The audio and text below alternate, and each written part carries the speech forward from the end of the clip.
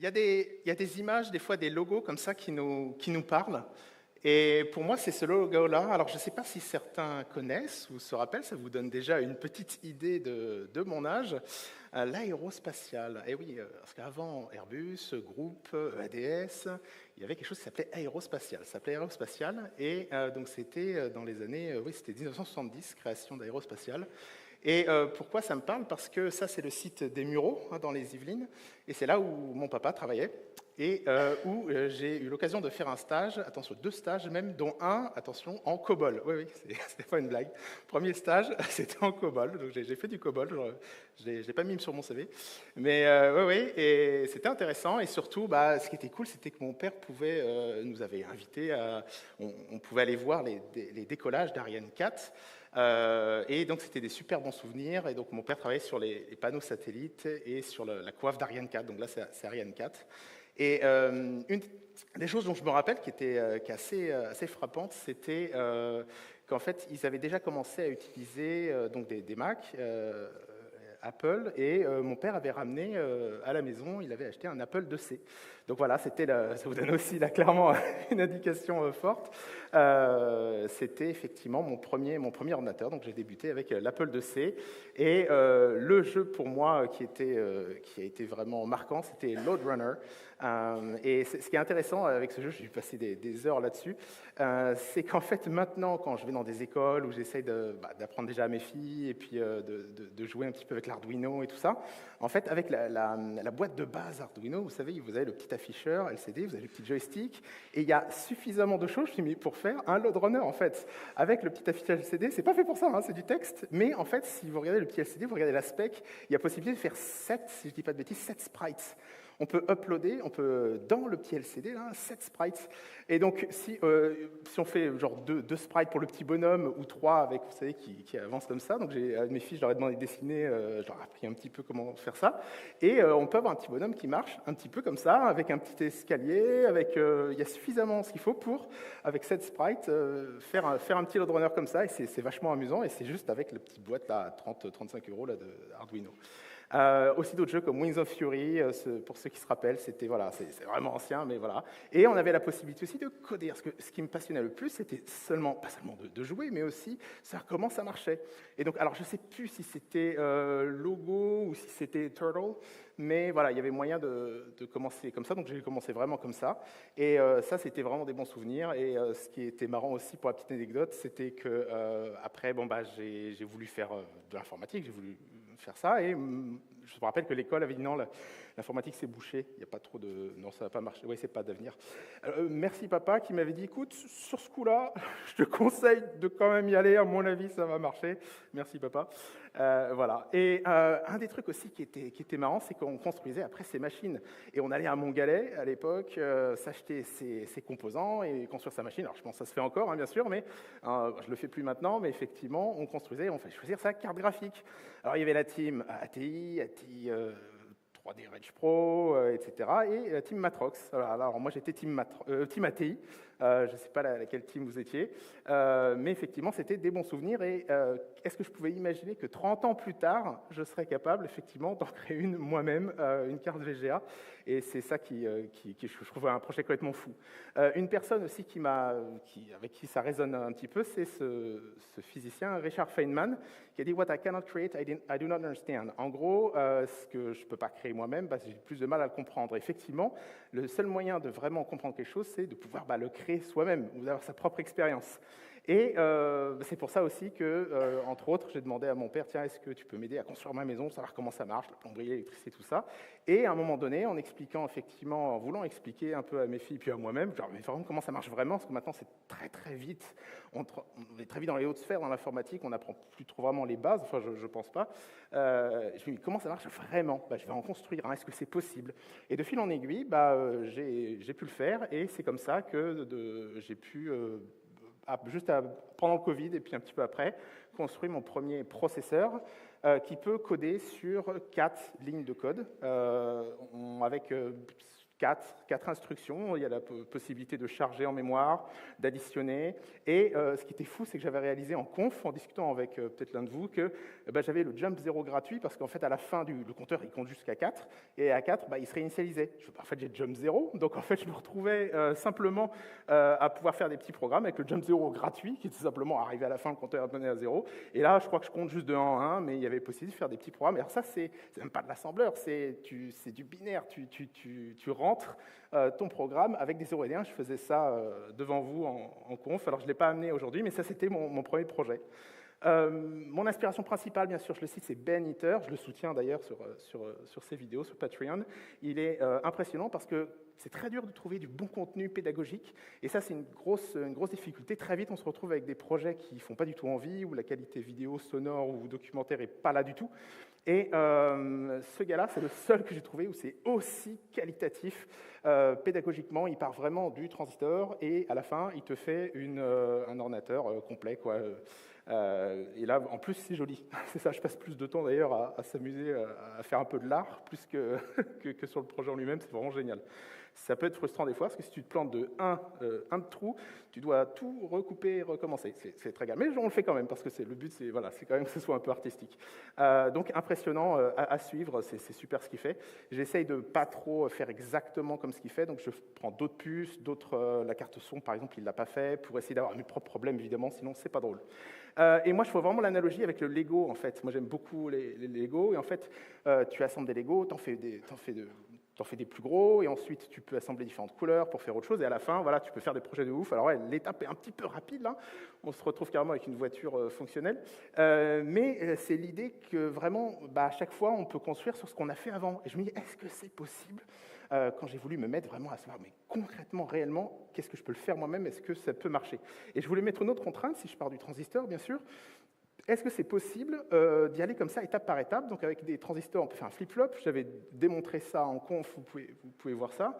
Et après, je me suis dit, mais maintenant, est-ce que je peux aller dans l'idée où je m'interdis d'acheter une puce, parce qu'après, voilà, j'ai utilisé puce, parce que c'est possible de le faire qu'en transistor, hein, quelqu'un l'a fait, mais c'est dans un musée, le truc, c'est énorme. Quelqu'un qui a fait ça en Angleterre, voilà.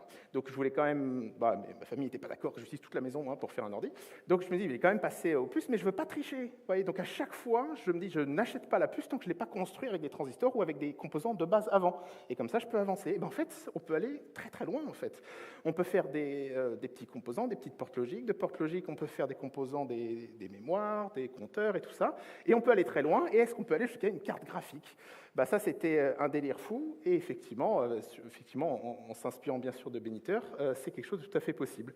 Et je me dis, mais est-ce qu'il y a aussi la possibilité d'utiliser vraiment que des composants basiques, genre des portes logiques, et on peut faire des trucs de ouf avec? Oui, c'était fait. Le jeu Pong, par exemple, il n'y a pas de processeur, c'était que des portes logiques, des assemblages de briques simples, même des transistors, dans certains coins, et là, vous avez le schéma complet. Alors, je ne comprends pas parfaitement tout encore, mais presque maintenant avec le temps, et c'est assez dingue, en fait. Donc, bon, ça ne se fait plus maintenant, bien sûr, mais oui, on peut aller très, très loin. Alors, ce qui est intéressant, c'est que j'avais déjà parlé effectivement un peu, on va parler un petit peu de binaire, donc je vais faire quelques petits rappels, mais très rapides. Alors, comment est-ce qu'on va représenter les nombres, les chiffres? Différentes civilisations utilisaient différentes conventions. Il y en a qui comptaient jusqu'à 20. Là, maintenant, avec les Indiens et les Arabes, on compte, nous, jusqu'à 10. Donc, en fait, on n'a que 10 caractères. On n'en a pas d'autres. Voilà. D'autres civilisations ont fait autrement, donc on fait comme ça. Donc, on n'a que 10 caractères et on doit faire avec. Donc, ça veut dire qu'il faut un système de colonnes, sinon ça ne marche plus. Donc, on a un système de colonnes, on fait une nouvelle colonne et puis on recommence. Et c'est reparti. Donc, on a 10, 11, etc. Sauf que avec le binaire, on n'a que deux valeurs, éteint ou allumé, et on doit faire avec. Donc, même principe, on fait les colonnes, donc c'est pour ça que c'est pareil là-dessus. On peut additionner pareil, soustraire, etc. C'est juste qu'on n'a que des 1 et des 0, et c'est juste des colonnes, on en a plein. Voilà, on en a beaucoup plus qu'en décimale. C'est pour ça qu'on a aussi après d'autres représentations, comme l'hexadécimal et tout ça. Ouais.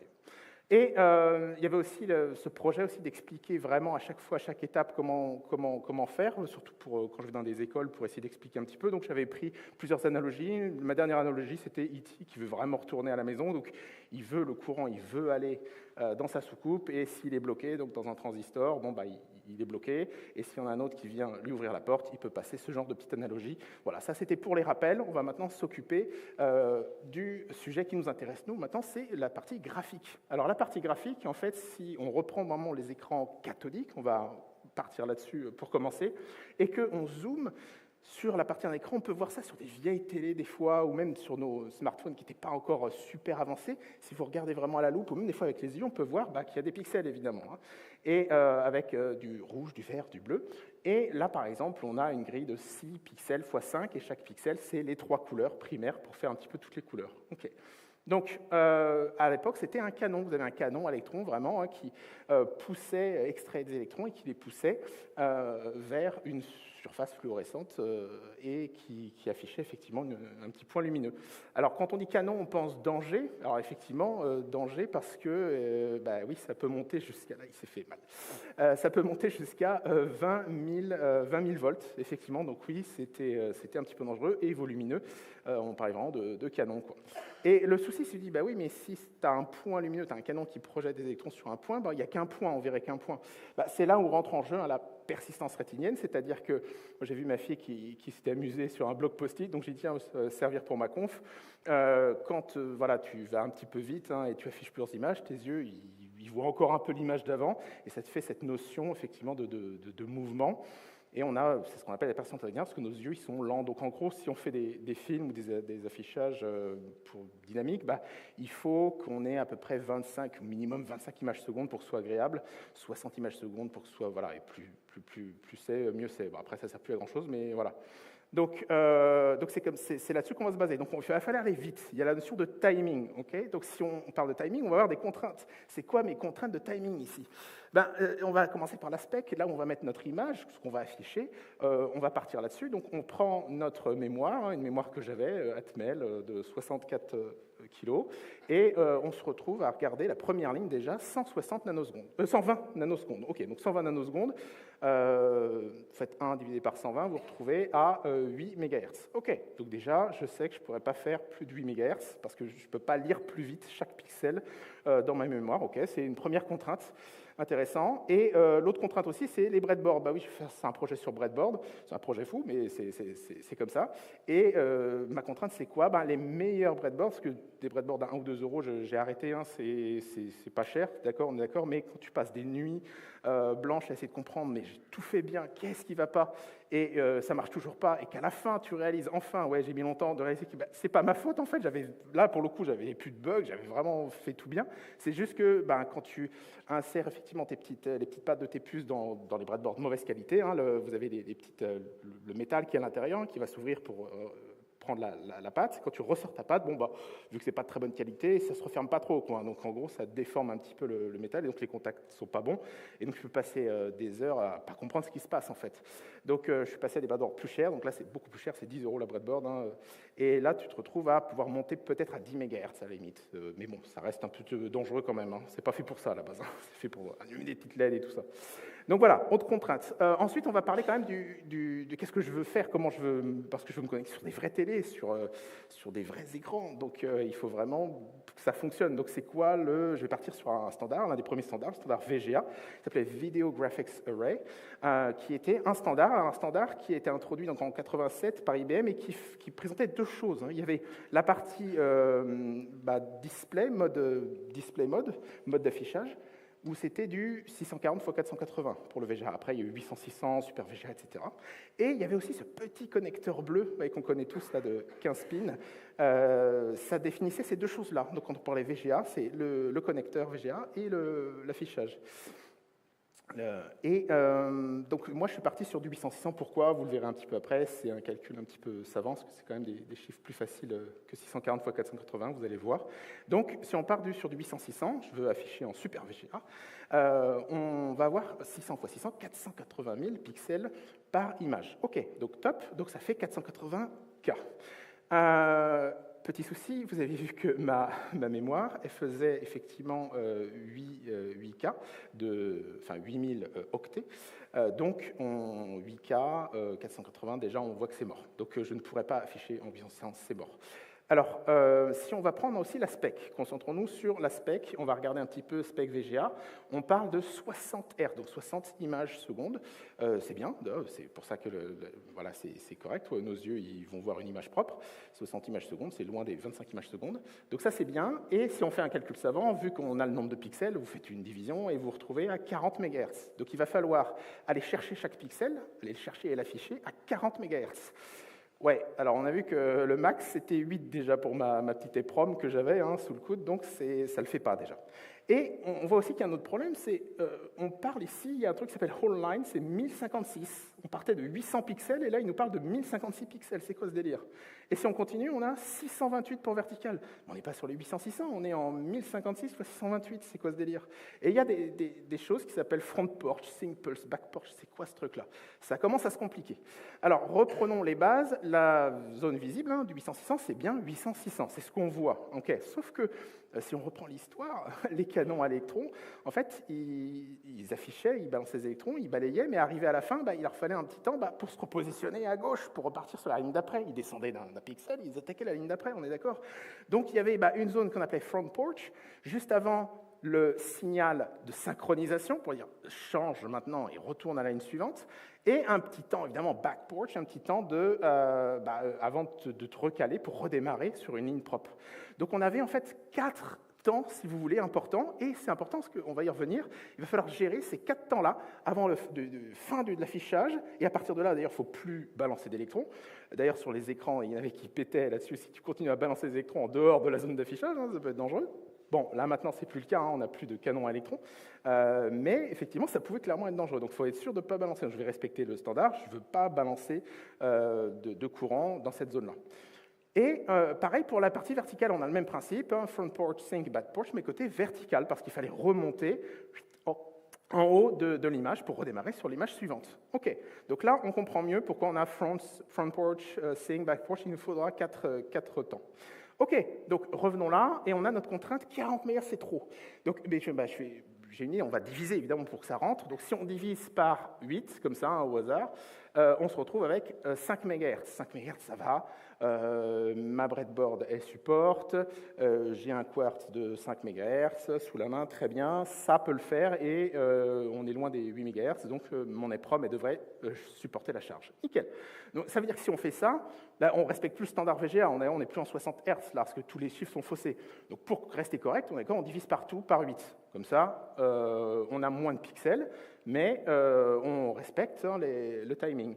Donc si on divise tout par 8, bizarrement, le 800-600 c'était bien pratique, parce qu'on tombe sur des chiffres ronds. On n'est pas des chiffres à virgule. Donc 100, front porch ce sera 5, 16 pixels pour sync pulse, voilà, etc. etc. Et si on fait ça, ça marche, c'est juste qu'on aura une image toute déformée. On aura du 100 x 600. C'est un peu moche. Donc, si on divise aussi la zone visible par les 600 par 8, on tombe sur du 75. Donc, en gros, ça veut dire que moi, je vais pouvoir faire une carte VGA de 100 x 75. OK, c'est petit, mais j'avoue, on pourra quand même reconnaître quelque chose. Vous allez voir ça tout de suite, vous me direz ça. Donc, on va faire une résolution sur 175. 175, ça fait 7,5K. 7,5K, magique aussi, ça rentre dans mes 8K. Normalement, on va y revenir.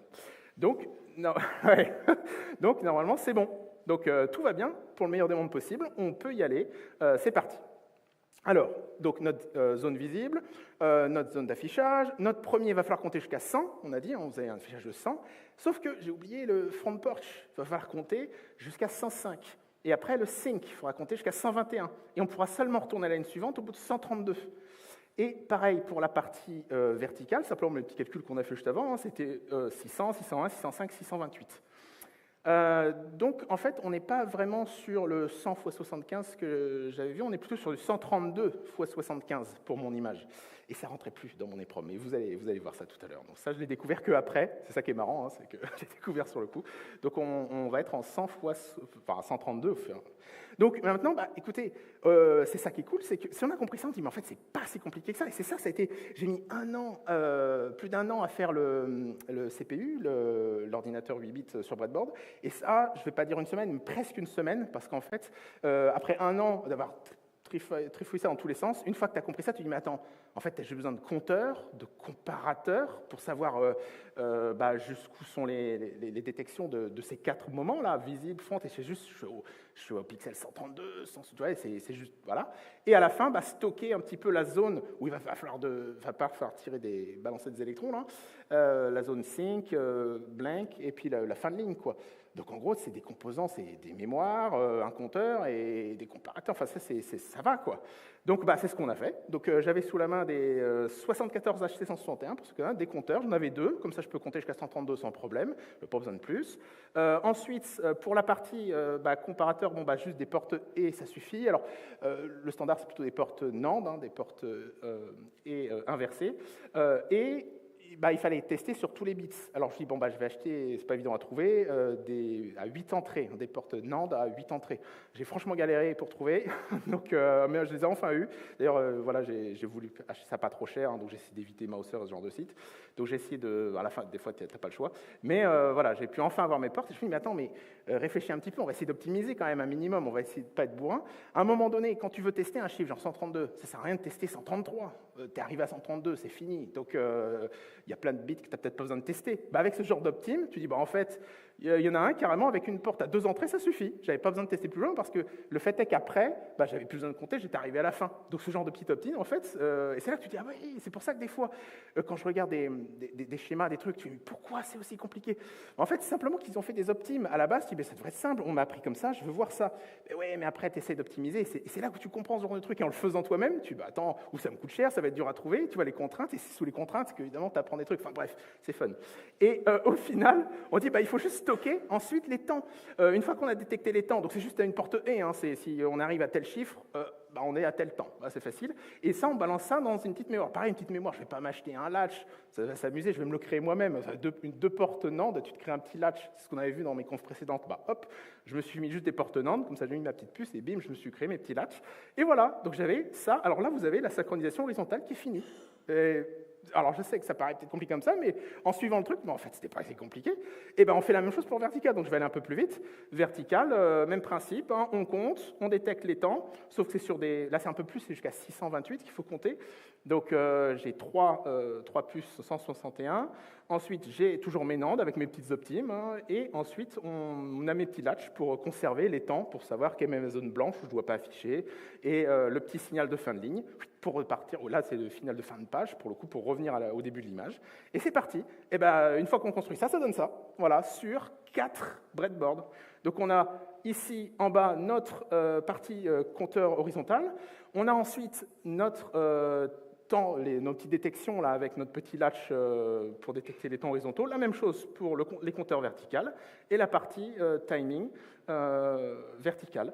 Et donc ici, on a notre latch qui balance le signal de synchronisation horizontale, verticale, et puis notre quartz en bas à gauche. Alors vous dire, oui, mais le quartz, t'as triché, parce que là, t'as acheté un quartz. Non, non, non, si vous regardez mes confs d'avant, je l'ai construit à la main, un petit oscillateur, donc je sais faire un oscillateur, donc je triche pas, donc j'ai pu m'acheter un quartz, et je l'ai installé, donc de 5 MHz, comme on a vu.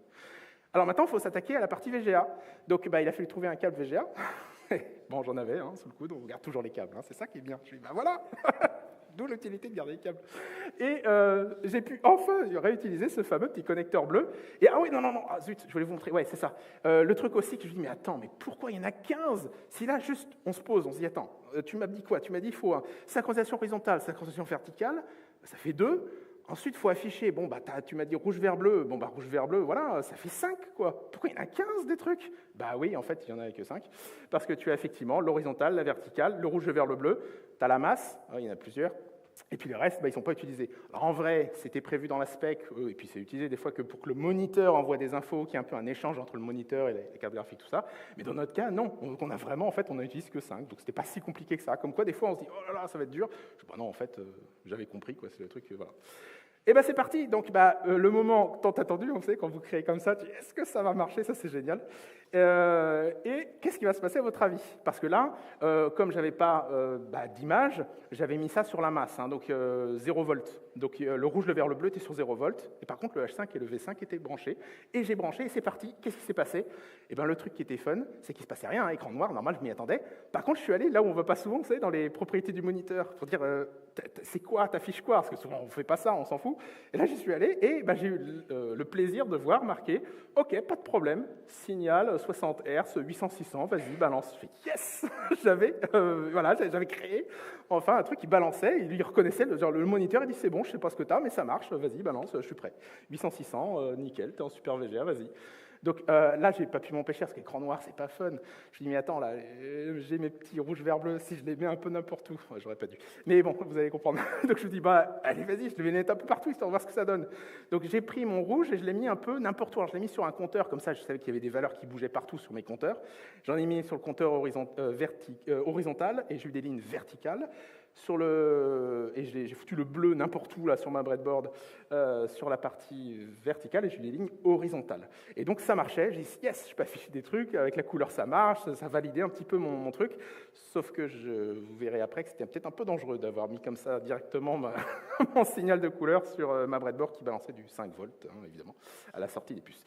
Alors, maintenant, l'image. Alors, l'image, donc je vais avoir une puce avec des bytes, des octets. Donc, 8 bits, une série de 8000 séries de 8 bits, 8000 octets. Et je veux afficher une image, des trucs, avec de la couleur. Et c'est là où, franchement, tu kiffes, parce que tu te dis, mais attends, je fais ce que je veux. Je sais qu'il y a des standards, mais là, j'ai fait exprès. Attends, je ne vais pas regarder sur Internet qu'est-ce qui existe, juste, moi, je vais créer, là, c'est moi qui décide.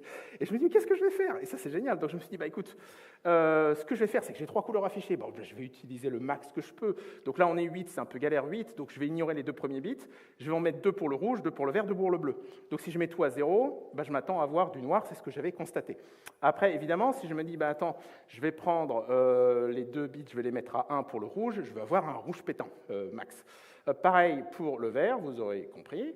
Les 2 premiers bits qui seront pour moi, je décide que c'est du bleu, mais ouais, c'est moi qui décide, ce sera du bleu.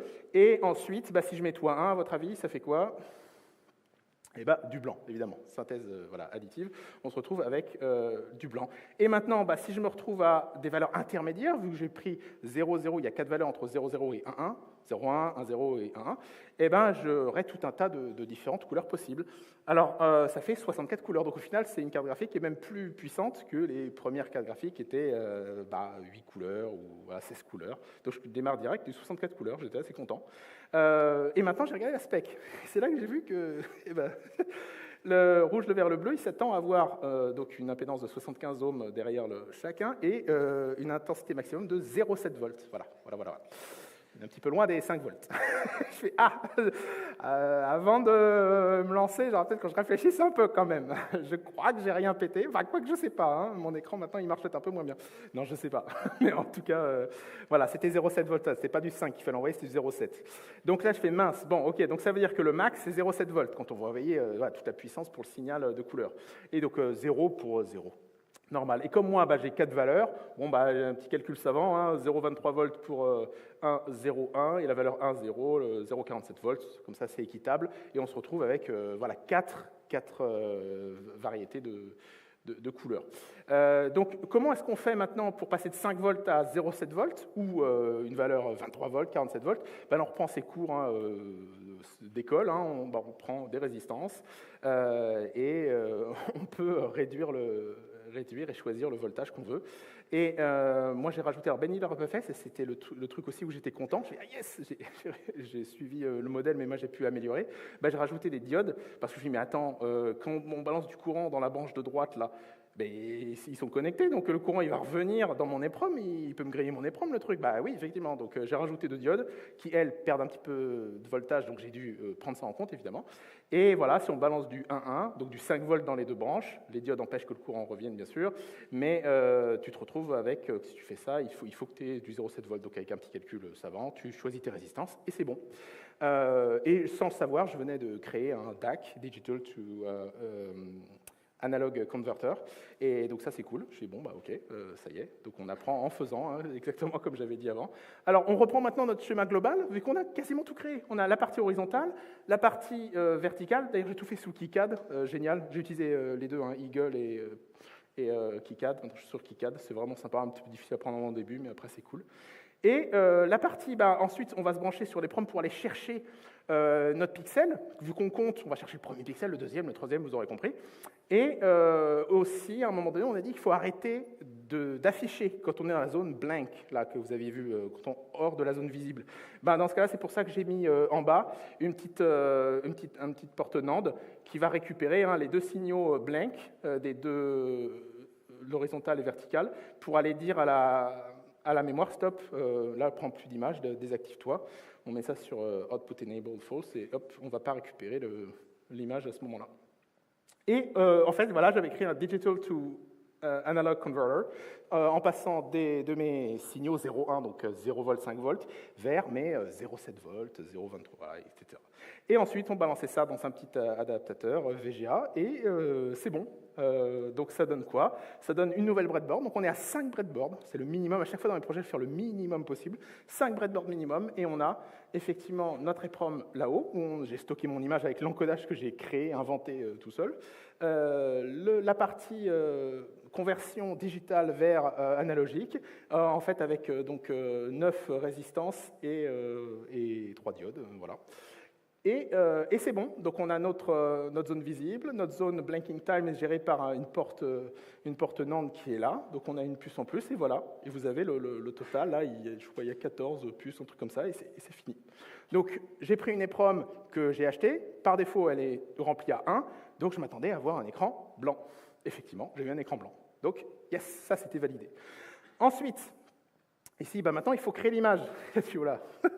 Si je ne veux pas tricher, vous vous rappelez, ceux qui avaient vu ma conf, j'avais créé, pour ne pas tricher, j'avais créé un petit programmateur binaire. Hein, tu rentres tes 0 et tes 1 dans ton EEPROM, et ici, il y avait mon EEPROM, tu choisissais l'adresse, avec juste des contacteurs. Là, on est au niveau courant, pas courant, hein, 0, 1, et avec un bouton pour effacer, un bouton pour choisir l'adresse, enfin, c'était vraiment, et sauvegarder. C'était vraiment tout simple. Ça va être long. Hein. Sur mon projet où j'avais dit que j'avais 4 lignes de code, ça va. Je devais rentrer 4 fois 8 bits, ça le faisait. Même en conf, ça pouvait le faire. Mais là, 8000, non, c'est pas possible. Donc, vous avez évidemment un programmateur. Mais là, tu me dis, ouais, mais là, tu triches. Je dis, ouais, c'est vrai. Bon, donc, j'ai essayé de faire l'intermédiaire. Je sais que je peux le faire à la main. Ça, en plus, c'est super cher et voilà, je n'avais pas envie de m'embêter. Donc, j'avais un Arduino sous la main, un Arduino Mega. J'ai fait ça comme ça. Tu fais ce que j'aurais fait à la main, simplement. Tu balances toute l'image que tu veux et lui, il va te faire exactement ce que j'aurais fait là. Tu choisis l'adresse, tu remplis tes rouge, vert, bleu, tu sauvegardes et tu passes à la suivante. Voilà, donc ça, c'est mon setup. Au final, je n'ai pas eu besoin de m'acheter un programmateur. Je le ferai peut-être une autre fois. Mais voilà, ça me suffit avec mon Arduino Mega. Donc ça marche bien. Écoutez, c'est le moment. Il faut y aller. Bon, alors, c'est parti. Donc, je vais débrancher le HDMI en live. Je vérifie que le courant il est bon sur la breadboard. Je pense qu'on est bon. On va y aller. C'est parti. Attention. La dernière fois, ça a pété. Non, c'est pas vrai. Non. Enfin, je ne sais pas quels sont les risques, en fait. C'est ça qui est marrant. J'aime bien ces moments-là. On y va. Paf. Oh, yes. Voilà. Merci. OK. Oui, en plus, à chaque fois je flippe, à chaque fois que je prends les transports et donc l'avion, à chaque fois je ne vous raconte pas, j'ouvre tout et tout parce que le gars fait c'est quoi ça? Je fais oh là là là là. Je commence à expliquer, il fait non, il ne va pas comprendre. Et surtout, il est un peu bourrin, il prend le truc, il commence à me dire oh, c'est fragile. Et alors là, j'hésite à dire ça, je lui dis attends, il va peut-être penser que. Donc je fais oui, c'est fragile, mais pas trop non plus, vous inquiétez pas, il n'y a rien de grave. Et donc, des fois, ils peuvent me perturber un petit peu les... Voilà, là, c'est bon, ça a tenu, donc il y a un vrai stress là-dessus.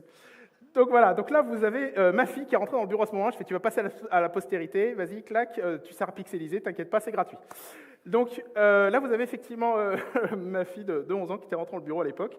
Alors, plusieurs choses intéressantes. Déjà, on reconnaît quand même qu'il y a quelqu'un sur l'image. C'est du 100 fois, alors c'est pas vraiment, ouais, 100 fois 75, mais en fait non, vous avez que je pouvais pas faire 175 parce que ça ne rentrait pas, hein, avec le fait qu'en fait on doit le front porch, le back porch et tout. Donc en gros, c'est du 100 fois 60, quoi. Mais ça, je l'ai vu que quand mon image se répétait. C'est bizarre, pourtant j'ai tout fait bien, l'image elle se répète, jusqu'à ce que je réalise, oh punaise, bah non, en fait je dois compter un peu plus loin que juste parce qu'il y a le front porch, le back porch à prendre en compte. Donc mon image, en fait, elle est plus petite. Donc je me dis, bah, je vais tricher, je vais mettre une bande noire en haut et en bas, comme ça se répète, mais personne ne le voit. Voilà. Et autre chose aussi, ah oui, il y a ça aussi. Hein. Je crois que dans toute réalisation, des fois, il y a des petites tricheries. On me dit, ouais, mais non, ça on fait comme ça, on... Voilà. L'autre chose aussi, c'est que vous avez des points noirs partout. Alors les points noirs partout, ça c'est normal, c'est la bêtise que je vais faire dans 2 secondes d'ailleurs devant vous, c'est que j'ai pas le temps en conf de tout arrêter machin, donc je retire les proms en live. Oui, non, c'est n'importe quoi. Donc en gros, je crame, je détruis un petit peu mon EPROM, donc ça c'est normal. Par contre, ce qui est perturbant, c'est quand même les lignes. Et là, vous allez le voir, d'ailleurs, je vais vous montrer en live, comme ça je montre que je ne triche pas. Ah, c'est pas bien, je dois pas faire ça, mais bon, allez, c'est pour vous. Hop, je la retire en live. Normalement, vous allez là, j'ai dû cramer des tas de pixels. Je vais pas cramer, mais disons que... Hop, voilà. Et... Oh yes, magnifique, ça a marché. Et donc là, pareil, merci. Là, vous avez... Ah, ouais, c'est bon. Vous avez le logo de ma boîte que j'ai testé. Alors j'ai mis du blanc en haut et en bas, pareil, pour tricher. Sauf que, à un moment, vous voyez mes tests, là. Je dis, mais est-ce qu'à un moment donné, mes couleurs étaient complètement inversées? Mon DAC, je m'étais trompé dans les... Ça, voilà. Et donc, en fait, les couleurs n'étaient pas bonnes. Je dis, mais qu'est-ce qui se passe? C'est moi? C'est quoi? En fait, voilà, j'avais fait mes tests. Vous avez vu mes tests en haut. J'ai fait rouge, vert, bleu. Ah oui, c'est bon, c'est bien ça, le rouge, le vert, le bleu. Et les lignes noires, là, c'est parce que... Non, ça devrait être propre. C'est pixelisé, OK. Mais ça devrait être propre. Alors, pourquoi il y a cette ligne noire? Je vais peut-être vous laisser avec ça. Parce qu'en fait, c'est une réponse relativement, je crois que tout le monde à chaque conf m'ont dit, ouais, ils ont à peu près compris pourquoi. Vous avez vu mes composants, vous avez ce que j'ai utilisé, il manque pas mal de choses. On y reviendra peut-être à la fin durant des questions, mais effectivement, les lignes noires, c'est problématique. Ok, je m'arrête là et j'avance, je reprends le HDMI. J'espère que ça va être bon, dans l'autre sens. Ok, alors... quelle est la suite maintenant? Eh bien, en fait, pour certains, vous savez déjà, vous avez fait une petite intro, il y avait l'Apple IIc, mon rêve serait de faire Steve Wozniak, ce qu'a fait Steve Wozniak, créer le premier Apple I, ce serait un peu mon kiff de le faire moi-même, ça me reviendrait aux sources, et voilà, pour moi, ça me ferait kiffer. Et je dis, mais non, mais là, c'est trop compliqué. Mais non, Steve Wozniak l'a fait, mais est-ce que c'était si compliqué que ça? Mais non, on n'en est pas loin, en fait. Comme j'avais fait le CPU, et je me suis dit, je m'autorise à acheter une puce que si je l'ai créée avant. Je me dis, bon, je vais pas faire un CPU de ouf, hein, mais je l'ai fait quand même, donc j'ai tout, j'ai le registre, la lu, tout ça, je peux m'autoriser à en acheter un. Donc j'ai acheté le 6502. Donc maintenant, mes nouveaux projets, c'est avec le 6502. Donc je peux faire des choses un peu plus sympas. J'ai un processeur sous la main. Un processeur, après, t'as quoi? Il te faut de la ROM, de la RAM, de la mémoire vive, de la mémoire ROM, et ensuite une petite partie logique de décodage, et puis pouvoir interagir avec l'extérieur, un clavier, et tu dis, driver clavier PS2, c'est compliqué ou pas? Ben non, en fait, tu appuies sur une touche, ça envoie des bits en série. Bon, après, tu fais un démultiplexeur, bim, machin, tac, et puis, donc en fait, sur une breadboard, j'ai fait un décodeur clavier PS2. Donc j'ai demandé à un pote s'il avait un vieux clavier PS2, hop, pareil, j'ai branché ça, et je me suis dit que je fais ça, donc je suis, oh, je viens de faire un driver matériel d'un clavier PS2, c'est super rigolo. Et après, il y a des choses sympas, par exemple, il y a certains Olivier Poncet qui viennent vous voir à la fin d'une conf, vous dire, tiens, ouais, il est là. Je leur dis, tu veux essayer le carte son? Je fais, ah non, déjà de 1, Ben Hitter l'a pas encore fait, donc moi je m'inspire quand même beaucoup de lui, il l'a pas fait. Je dis, ouais, ça peut être un challenge, ouais, c'est pas faux, mais j'y connais rien au son. Et challenge, ok, challenge accepted, voilà, merci Olivier, j'ai encore passé des nuits blanches. C'était génial. Et donc j'ai dû m'attaquer à la carte son. Donc je ne l'ai pas amené avec moi aujourd'hui, hein, j'ai voyagé léger, mais peut-être si si je reviens et que je suis pris, vous aurez l'occasion de la voir, je donne aussi cette conf-là. Sur la carte son, c'est génial. Et juste, ah ouais, l'autre truc là-dessus, c'est trop fort, je regarde, pareil, Ben Hitter ne l'a pas fait, donc je fais, mince, mon héros, il ne l'a pas fait, je vais où? J'ai commencé à chercher, punaise, je tombe sur des trucs, regardez, c'est facile, ok? Et là, bim, tu vois 256 composants avec une polyphonie, tout, ok, d'accord. Et tu trouves que des trucs comme ça. Donc j'ai galéré, je suis bon, il va falloir que je m'y mette. Donc je suis allé sur Wikipédia, c'est quoi des notes? Des notes, ok, c'est une fréquence, d'accord, le do, le ré, c'est quoi? Comment je peux faire ça? Puis en fait, et mon challenge, c'était de le faire sur une breadboard, pas 256 composants, mais genre 3, est-ce que c'est possible en 3-4 composants? Je m'arrête là, ça je spoil pas, mais c'est génial. Et ça a marché, c'est trop bien. Ensuite, la carte réseau, si jamais on arrive à faire ça, les possibilités sont de folie. Bon, bref, ça c'est pas fait encore. Je ne veux pas vendre l'ours, bon, voilà, je l'ai pas fait encore. Mais ça, ce serait le projet, voilà. J'ai pas assez de nuit. Alors, qu'est-ce qu'il y a d'autre? Vous avez effectivement les projets, on connaît, par exemple, on parle de binaire, on n'arrête pas de parler de binaire, mais en fait, je me dis, mais attends, est-ce que vraiment ça t'est chaud? Parce que j'avoue que dès que j'ai fait un peu d'informatique, je me dis, mais attends, je comprends pas. On apprend déjà à l'école, peut-être à la pile, là, de voilà, 5 volts, 12 volts. Entre 0 et 12 volts, il y a des valeurs, hein, et pas 0, 1, il y a tout un tas de range. Bah oui, évidemment. Hein. De toute façon, les premiers ordis, ou même avant les ordis, pour les marées, hein, c'était des poulies. Hein, donc, c'était des valeurs analogiques. Hein, il n'y avait pas des valeurs binaires. Le binaire est venu après, parce que c'est plus précis. Le binaire, c'est 0 et 1. D'ailleurs, quand on dit 1, c'est 5 volts, ou 4,9, ou 4,8. 4,7. En fait, c'est où la limite? Bah ouais, tu as des specs qui disent voilà. Pareil, la spec pour le réseau, ça va être facile parce qu'en gros, tu dis c'est 12 volts moins 12 volts. En gros, tu fais du 10 volts, ça y est, on se considère comme un 1. L'autre, c'est un 0. Donc en fait, tu as des zones un petit peu d'ombre qui peuvent être voilà, délicates. Donc voilà. Donc non, il y a un super ordi qui s'appelle, c'est ça que je voulais faire, mais ça a déjà été fait, donc on me l'a gracieusement offert grâce au magazine Programming, il m'a offert des Analog Thing, où en fait tu as un ordinateur analogique, où là c'est des câbles, tu peux faire des trucs de folie, tu peux essayer de simuler effectivement l'atterrissage sur la Lune avec voilà, le fuel, tout ça et tout, et ça en live et tout. Alors là, il n'y a pas d'écran, l'écran c'est ton oscilloscope, hein, parce qu'il y a... Voilà, il n'y a pas d'écran, donc c'est assez fun. Voilà, donc un super projet. Par contre, pour l'expliquer et le rendre pédagogique, il faut expliquer l'op-amp. Voilà, ça c'est un peu plus compliqué, un peu plus velu. Donc j'avoue que ça aussi, ça demanderait pas mal de temps, donc j'en suis pas là encore. Un sujet aussi que j'ai à cœur, c'est la perfection est atteinte, non pas lorsqu'il n'y a plus un à ajouter, mais lorsqu'il n'y a plus un à retirer de Saint-Exupéry. Et c'est vrai dans le logiciel, hein, mais c'est vrai aussi dans la tech. Vous aviez, historiquement, j'aime beaucoup cette histoire, hein, chez Motorola, sur le 6008, un Chuck Peddle, qui a quitté Motorola en 1974, et en même temps chez Intel, qui bossait sur le 8080, un certain Federico Faggin, qui quitte aussi en 1974, hein, c'est le hasard. Et il se retrouve à créer quoi? Un processeur plus puissant? Non, il quitte parce qu'il voulait des choses de plus simples, parce que les développeurs, ils ne voulaient pas du cosinus, du sinus, même des divisions, ils n'avaient pas besoin, on le fait en logiciel, on veut juste un truc simple et pas cher surtout. Et ils ont créé les fameux 6502 et Z80 qui ont été des succès. Alors One Shot peut-être, enfin ils ont continué un peu après, mais c'est surtout ceux-là qui ont été connus. Et je trouve ça fabuleux qu'en fait, c'est pas toujours faire plus compliqué, parce que très vite l'humain fait très, très compliqué, c'est une autre conf, un autre sujet de conf. Mais non, en fait, c'est dur de faire simple, en fait. Et ils ont réussi, et tu dis, mais c'est bon, ils ont atteint. Non, il y a mieux, il y a un certain Steve Ferber et Sophie Wilson qui ont créé de chez Acon Computer, ont trouvé que le 6502 était trop lent, et encore trop compliqué. Ils ont fait, alors pas forcément plus simple, mais ils ont fait le processeur ARM, et ils ont eu cette idée de ne pas faire le processeur, mais juste de faire l'architecture et de vendre ça. Et donc ils ont le succès qu'on connaît maintenant. Je vous invite à regarder aussi les dernières vidéos de Olivier Poncet qui parle de ça, et de Risque 5, qui peut peut-être supplanter. Enfin, bref, je vous laisse découvrir ça, c'est génial, j'ai regardé ça récemment, c'est trop fort. Vous pouvez aussi me retrouver sur...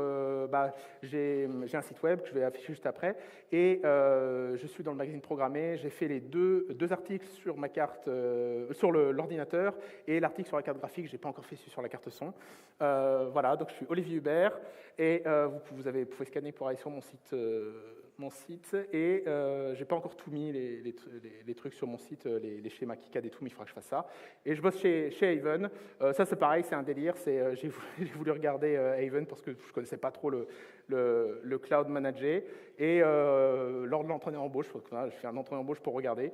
On m'a dit voilà, créer un cluster Kafka, machin, avec l'open source, du Kibana, du machin, en 3 heures, temps compté, tout machin. Je fais c'est impossible. Et puis j'ai regardé, je me suis dit c'est génial, ça marche et tout. Donc j'ai trouvé ça cool et je me dis je me vois bien démoer ça. Donc voilà, je bosse maintenant pour Haven. On fait du cloud manager, Postgre, Kafka, voilà, tout ça. Et si vous voulez voir l'ordi, Zenica est super sympa et ils m'autorisent à le mettre sur le stand. Donc si vous voulez le voir, la carte graphique, je vais la déposer sur le stand Zenica. Donc je vous invite à passer sur le stand Zenica. Je vais essayer d'être là la plupart du temps, effectivement, si on peut discuter voilà, autour de ce projet, ou si vous avez quelques questions. Je ne sais pas si j'ai le temps. Non, c'est fini. OK. 40 pour les questions? Non.